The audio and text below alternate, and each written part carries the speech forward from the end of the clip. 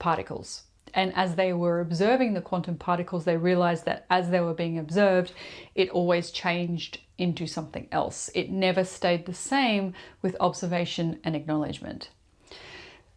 Now, bring this into ritual magic and what Jason was speaking into in his latest YouTube videos. When we are magicians and we're working with such ancient symbology, the ritual magic is actually calling upon us to bring it into this realm, into Malkuth, into this reality, into Earth, right? So it's asking us to have a physical representation of that symbol and what it represents. Now, we may not consciously understand the representation of the symbol, but in our psyche, it's ingrained in us at probably a DNA level.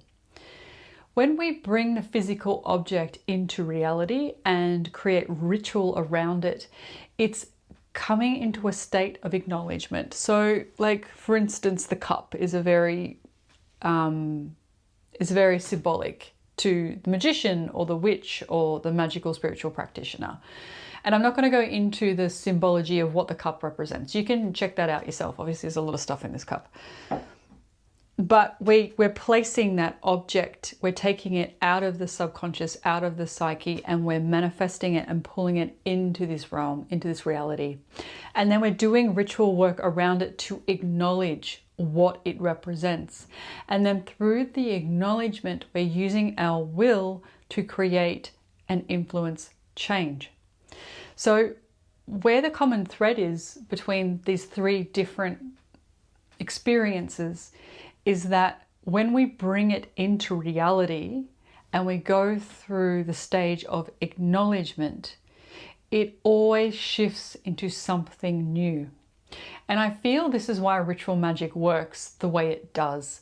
When you think about what we use magic for, we're using it to create change, bring about something that is needed, elevate our state of consciousness, come into a higher state of being. Whatever it is, we're always using magic to create some type of change. And magic always calls upon us to acknowledge something to create that change.